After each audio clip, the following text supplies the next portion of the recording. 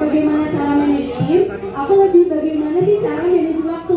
Karena saya sendiri waktu pas awal-awal bisnis tuh tantangan itu waktu, apalagi saya sambil kuliah dan sebagainya. Jadi banyak bisnis yang nggak urus karena waktunya juga susah gitu. Apalagi kan tadi juga jualan dari SD gitu, mungkin gimana caranya bagi waktu antara belajar atau sekolah dengan bisnisnya sendiri gitu. Mungkin gitu. Terima kasih, Elza.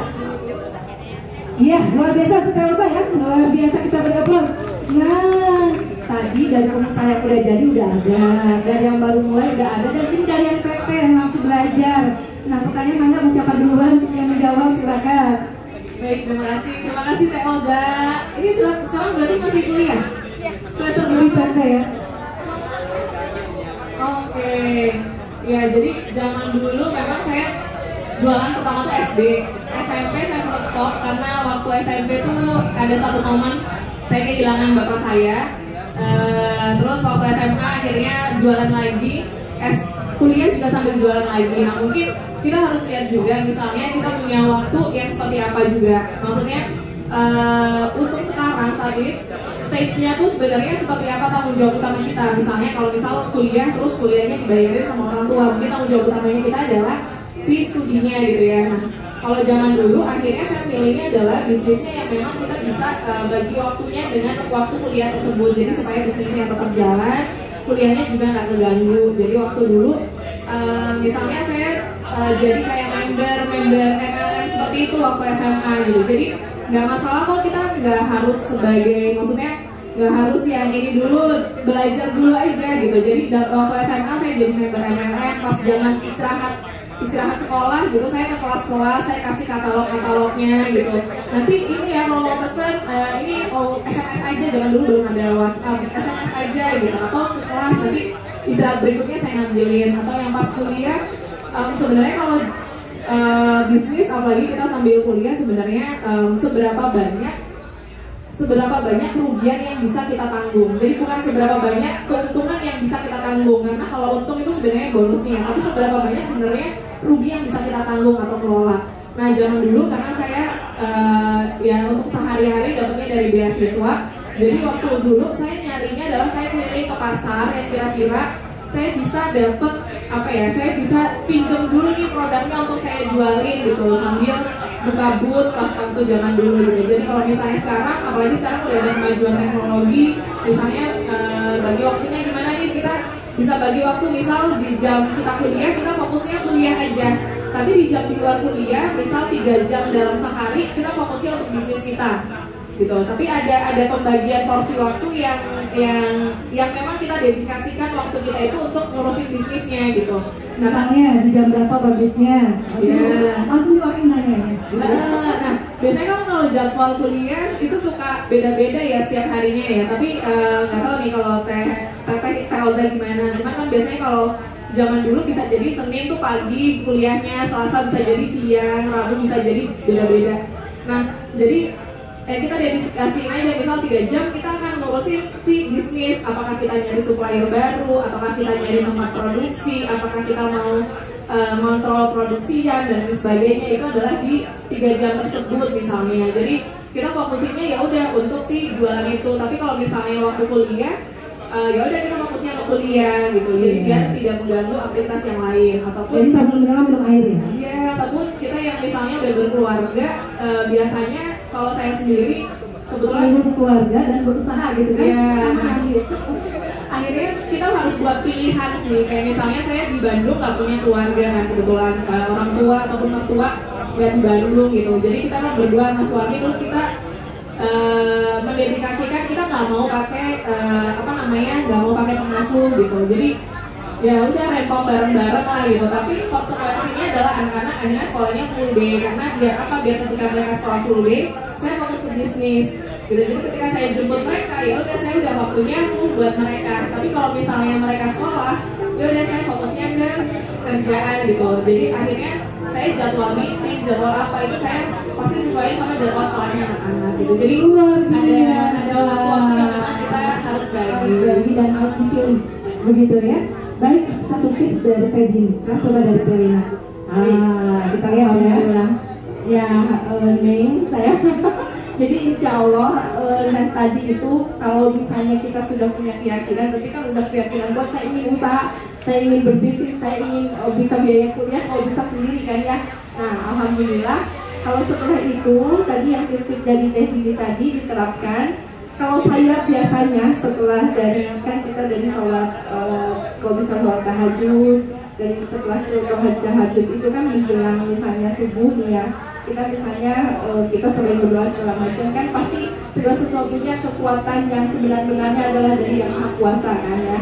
Setelah kita melakukan itu kita akan ada ide-ide biasanya. Ide-idenya gini. Nggak tahu setiap doa kalau kita setiap yakin tadi itu kalau selalu mengandalkan Allah di dalam setiap langkah kita, mau dalam kuliah mau apapun itu insya Allah semuanya lancar. Tiba-tiba suka ada ide-ide, entah dari dalam masa tahajud ke subuh, entah dari subuh ke suruh atau ke duha. Itu biasanya selalu ada ilham karena kan kita tidak mengandalkan diri kita tadi, mengandalkan Allah setiap jam sekarang. Selalu ada aja ide nanti itu dan terbukti gitu, selalu ada terbukti. Tiba-tiba ada aja, saya mau melakukan ini, saya mau ketemu ini, saya mau ini. Nah, untuk memanage waktunya, pertama adalah di dalam 1 bulan minimum 2 atau 3 kali harus pertemuan seperti ini. Cari majelis, cari teman-teman yang mau ada acara, entah acara kadim kah, acara majelis taklim kah, acara mungkin bersama teman hipmi. Pokoknya jangan berhenti untuk tidak bergaul dan berkumpul, karena itu yang akan membuat kita ilmu pengetahuan ada gitu ya. Terus keduanya pastinya akan ada nambahkan silaturahim itu selalu mendatangkan rezeki dan banyak umur, dan itu betul saya rasakan. Setiap ada nggak cuma hari aja ketawa, tiba-tiba oh ya ada ide lagi, ada hasil ya, ada hasil. Oh tiba-tiba kita jadi dagang ini segala macam. Nah itu betul berubah, bertambah lagi. Dan di situ nanti kalau bisa broadcast grup-grup itu kan ada ya, itu selalu intenkan mau dalam setiap pagi sebelum orang beraktivitas, orang kan pasti baca itu pasti pagi-pagi. Broadcast apa saja kerjaannya itu tidak meminta waktu kan. Nah itu sebelum kuliah, sebelum apa, pokoknya jadi orang tuh sampai mengimajinkan saya tuh orangnya mungkin kalau yang udah ada di grup saya sering share kegiatan saya kan, mau kegiatan apapun itu bukan maksud ria atau maksudnya mungkin kegiatan apa, mungkin orang ada yang tidak, tapi lama-lama orang ini kok ada apa sih kok share itu lama-lama buka juga. Nah dari situ mungkin sedikit menginspirasi, saya harus berbuat ini, saya ada produk ini, ada produk ini. Itu mungkin tips-tips dari saya sederhana tapi ya insya Allah mengena lah gitu. Jadi jangan lupa share di grup, nggak apa-apa orang nggak baca juga pasti dibaca lama-lama gitu aja dari saya. Terima kasih teman-teman, kita berapa semuanya, luar biasa ya.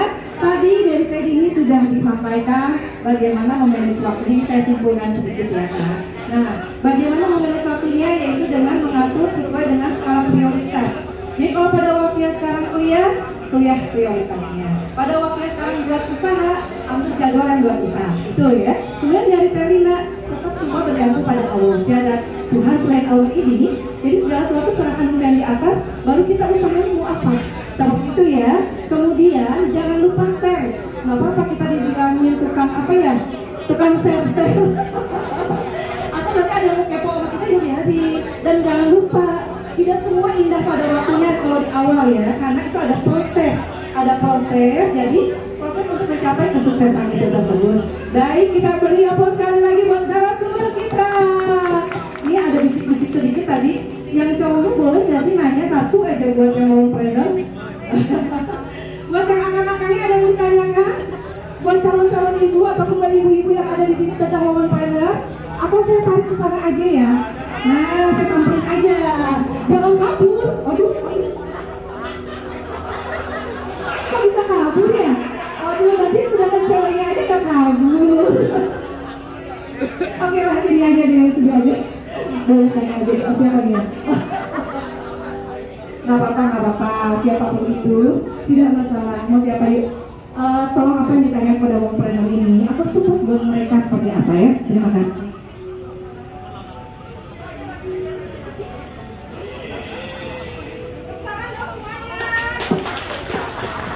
Jadi deket yang saya ada ya. Oke, baik, terima kasih. Mungkin pertanyaannya kan kalau wanita berbisnis, nah kira-kira tantangannya apa ketika ada permasalahan dengan keluarganya? Karena kan kalau kan biasanya ya paradigma kita kalau ibu-ibu itu kan atau istri-istri itu kan harusnya udah di rumah aja, terus ibu rumah tangga jadi ibu rumah tangga dan segala macam. Nah kira-kira ketika ibu-ibu yang di depan itu berbisnis berwirausaha, ada intrik-intrik nggak? Dan kalau ada intrik-intrik, nah kira-kira tips dan triknya untuk mengatasi hal tersebut. Begitu. Terima kasih.